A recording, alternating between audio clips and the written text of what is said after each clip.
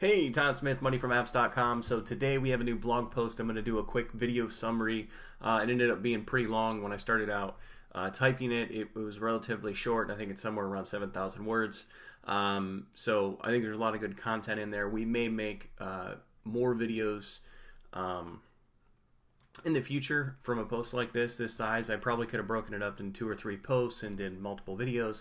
But sometimes when you produce a piece of content, you just want it to be there. You just want to get it out there and let people see it and try to get some value out of it, instead of trying to break it up and have them go to these different links. It's just, there's one post and it's all right here. So it's titled "What Alternatives to Expensive Advertising That Can Generate Big Ass Revenue." So I'm sure a lot of people would say absolutely yes to that. So paid advertising is awesome. We've used it a lot in the past. We still use it now. But with multiple projects going on and you know, only so much funds or capital, wherever you want to say, for specific projects, you know, in a budget, we can't just drop everything and then just, you know, go pour a bunch of money into Facebook ads and Sharp Boost ads to acquire new users. And even if we did have the money, I don't know if it would really be the right move. And I think I talk about it right here at the start because not for these reasons. I'm saying that it's complicated, expensive, and frustrating, and it can be all those things, but more so when I get into this a little bit more below is being able to kind of take your time and understand your user and go out and do the things I explain in this post. You make a better app, you load the app with sort of your super fans, and then you can turn those users into more users just because they're part of the process. I mean, this is a short version. They're part of the process, and they're willing to share and give you feedback and do all these cool things you normally wouldn't get if you're just paying. You're just paying, you know, to get it in front of people. You're actually interacting, whatever it is, through different messaging apps or email or on the phone or in person, and getting this real feedback. And these people end up being kind of like your little mini sales force that you're not paying just because you allowed them sort of in your circle to develop this app. And there's a lot of little things we do to make it even more personal for them. You know, if there's something they suggest and we do it, you know, that's really cool. If it's something like an emoji app, maybe we throw an emoji in there that looks like their pet or their whatever it is we're doing. That goes a long way.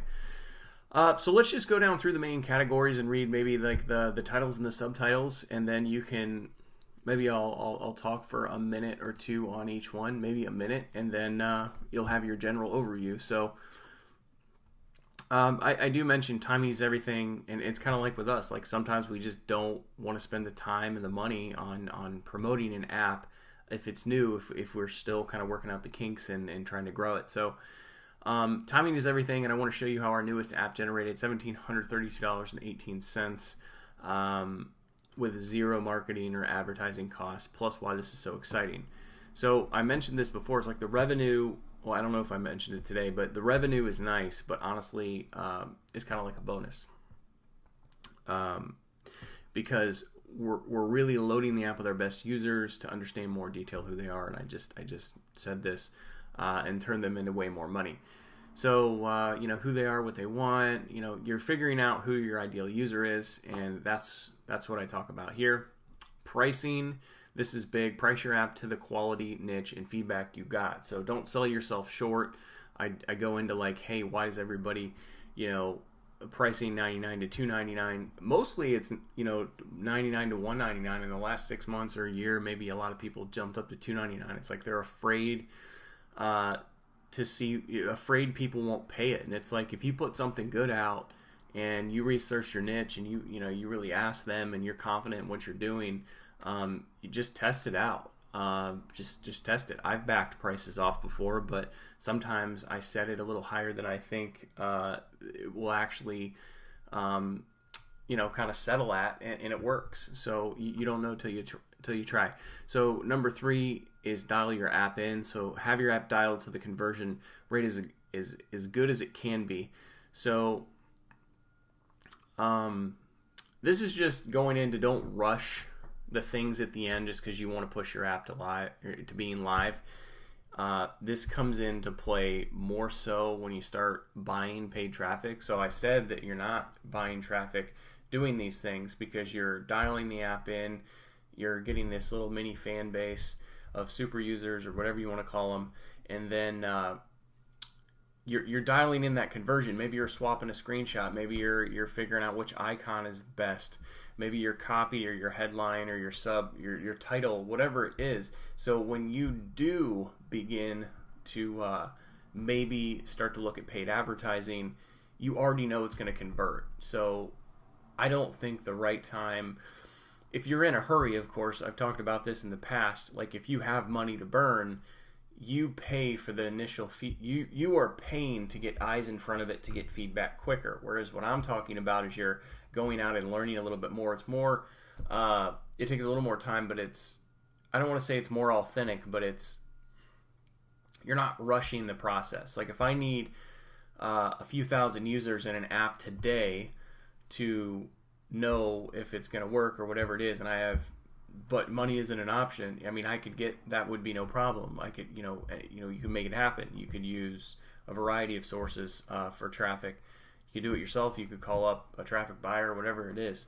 But a lot of times, if you really don't know what you're doing to measure and get that feedback and turn it into something that can make you more money, that's just wasting money. So for most people, it's easier to dial your app in and do some of these things that can get you reasonable revenue for very little cost, your time.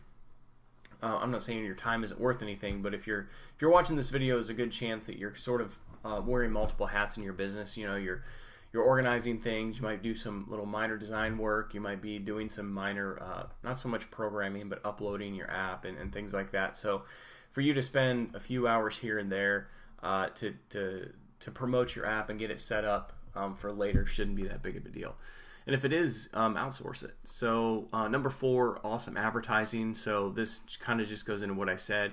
You're setting your app up in number 3. So if you decide to do number 4, advertising, and this could even be like influencer marketing instead of number 4 could be influencer marketing. If you don't want to to pay for ads or whatever it is, you still should have your app set up to convert. So when you go to somebody like an influencer, you should say, you're going to be more attractive to them if you can say, hey, we have this many users in the app. In the last 30 days, it's converted at 14%. Here's the expected conversion rate with your niche, your audience, and then here's when the payment, here's when that revenue, in this period, the revenue would be generated. Here's when Apple would pay us. Here's what you would get. Whatever it is, it just lay it out for them, and that's much more attractive than contacting somebody and saying, hey, yeah, our app is okay, or it's really cool and people kind of like it. I mean, like having a real metric to share with them would be it would be attractive if I was on the other side of it, and I'm sure you can agree. So where are we at here? Okay, we're not doing too bad.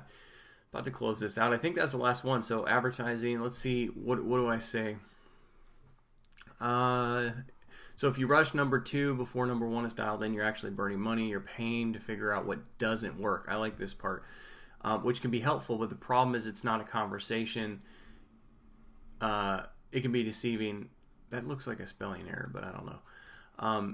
It's someone saying no and moving on. So they might be the right demo, but your copy and creative could have been wrong. So the dollar you spent to figure out that somebody said no could have been spent on your time to get the answers why they said no. So that's a big distinction. That's probably a hell of a takeaway, I would guess, for this post, is you can pay to find out yes, no, like binary, right? But if you do it the way that I'm talking about up here, like knowing your ideal user and building a little bit of a following, and we have some other blog posts. Let me pause the video real quick. Okay, like I was saying, we have some other blog posts. This is probably the oldest one. So generate $1,000 with your app on Instagram with 0 costs. So check this out. If you haven't, you can just go to moneyfromapps.com/blog, and you'll see these. You'll see here, and then they keep going up. The newest is up front. Dollars marketing advertising budget still yields $1,500. So I go into more details of sort of the process, and then new to apps, create a winner right out of the gate. Okay, so you can spend money to find out if something's good, yes or no. But it's really hard to have a conversation unless you have some sort of advanced communication, or you're having them go somewhere and give you feedback. But in most cases, if you're testing that, it's yes or no. But what I'm trying to explain in these other blog posts is trying to create a winner out of the gate. You're building something somebody actually wants. You're getting their feedback. You're tweaking along the way. When you launch, it's already converting. It's already something that somebody wants. And you were able to do that. You're able to do it. Takes a little longer. It doesn't take too much longer. It depends how much time you want to spend on it. But when you launch, you don't have to go through that whole process of yes, no, like 5 times using paid traffic. So all that money you burn up until or right after you're launching, you're figuring out, you're dialing in your app, but you're spending money to do it. So if you spend $5,000 in ads or $2,000 in ads, figuring out what's working and what's not, and you're measuring that by, well, I think it can get pretty complicated because you have a variety of creatives, headlines, and calls to action. That sounds wrong. So you have tons of ads running, and you're trying to figure out why the ads are performing a different way. So are they performing better because of the different ad creatives, or the copy, the call to action, or over time, if you've updated the app, are they performing better because you have a different icon, because you have a different first screenshot? So unless you really have a good way to document all this and track it, it's a lot better to start with something, put your best foot forward, or whatever it is. So if I want to spend $2-3 grand in ads to burn through a bunch of money and figure out what's working and what's not, great. But I'm going to spend a lot of time tracking and filtering and trying to understand all the information that I'm getting tired even just trying to explain, doing the paid traffic route, when you could just spend a little more time and $0 and do it the right way. And again, not necessarily the right way as in right and wrong, but more the right way for most people, because you don't have to track a bunch of things. You start with something and you get feedback, you tweak, you get, and by the time you launch, it's like, oh wow, it's converting pretty good, and now I can decide if I want to do paid advertising or reach out to influencers that maybe I split some of the app revenue with, or maybe people that just want to share the app because it's cool, and that's much more approachable for us with everything we have going on and most people. So I think I'll leave it at that. Yeah, it's that initial legwork, finding out who your user is and where they hang out, allows you to build a little following to communicate with. So whether it's by email, Facebook Messenger, Insta, direct message, you have a way to get the why. So you refine and keep getting closer to the better converting offer. So sure, you won't get something everyone loves, but you'll get closer to something that more people accept. Thus, it's going to generate more sales. So the last part of this is sort of the announcement that after a lot of requests, we're building an easy to follow course that teaches a lot of what I talked about above. So in the past, it's really easy for me to do long videos and real in-depth courses, and I don't want to call it filler content, but it's just like with apps. It's like I'm going to give you a course on everything you might need instead of everything you do need. So instead of everything you might need, and you're like trying to figure out how am I going to do all this and what steps what, and this is awful and it's just too much to wrap my head around, and I'll come back to this later, and you never do, or something like that. Instead, I'm going to give you everything I think you should need to do what we just did, because we just did it. So that sounded really wordy, but this isn't like this isn't a speculative course. Hey, this is how I would do this based on the market conditions. No, it's real simple. It's, hey, here's what we did. here's how you can do the same thing. Or let me start out. Here's what we did. Here were the results. If you want to do something similar, if you like the sound of it, here's where you can get a course where I break it down step by step to do the exact same thing and nothing else.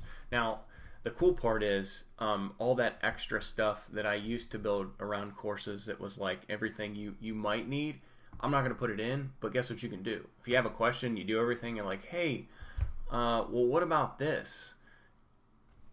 Let me know.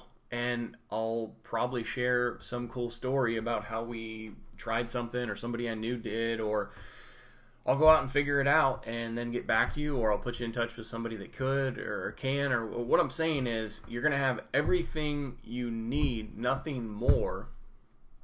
And if you need something else, just ask and we'll do everything we can to get it to you. So that's pretty much the end of it. So it's going to be a course separately. So if you just want the course, if you have your own apps and you're not really interested in doing an emoji app or anything we have there, you could just buy the course. Now, if you're interested in doing an app like we have for Newfie Emoji, which is kind of like a hybrid of a traditional emoji app and an emoji builder. So if you already have an emoji app with a bunch of designs, you can throw all those designs in there and isolate some of the heads and put them first, and the user can customize like maybe just the heads. You can set it up like that, or you can have them customize all the emojis, which I pretty much do now because there's so many things you can add, like sunglasses. You can add those to about every emoji. So you can use all the assets you already have, and you throw them in this project, and we have, I don't know, 700 to 1,000 accessories that are already there: sunglasses, bow ties, hats, so, you know, actual glasses, just so many things, and that's it. It's an iOS and an Android version. You take your already created emoji assets. If you don't have emoji assets, you get 20 heads created, which could be depending on if you're doing the designs or you find your own designer, it could be anywhere from $10 to $25 plus. So I think $10 is a good number where I've seen that it's pretty easy to find somebody to do an emoji head for you based on your designs for $10. And you might already have the AI files or the Photoshop files, and you just need them isolated. So if that's the case, it would be even cheaper. So you get 10, 20, I would say 20 emoji heads. You throw them in, again, if you don't have any emoji assets from a previous app, and then you use all the assets we have in place, iOS, Android version, and there's going to be a simple course that would come with that to show you how to reskin those apps, but it's pretty easy. So what did I just say? I said we're going to have a new course that goes over everything we did to generate this revenue with zero advertising or marketing costs. So that's going to be a course, and then we're also going to have a bundle of our new emoji. I think we're calling it our Jazzy Emoji Bundle, which is Emoji Builder, iOS and Android, with a course to go along with it. So you could buy that and the course together for a really good deal. So that's going to be coming up in the next few days or next week or so. So if you have any questions, you can reach out, support@moneyfromapps.com. Really glad I could do this video. Because this stuff is pretty exciting to me, just because we've done so much in the past in terms of paid acquisition, but it's paid, so you can get results, but a lot of times you have to pay to get those results. So you're paying before you can get good results because you're burning through tests. Well, the tests here were free, and it generated to date 1732.18, which is probably going to be closer to 2,000 here in the next day or two. So Todd Smith, MoneyFromApps.com. Have a good one. See ya.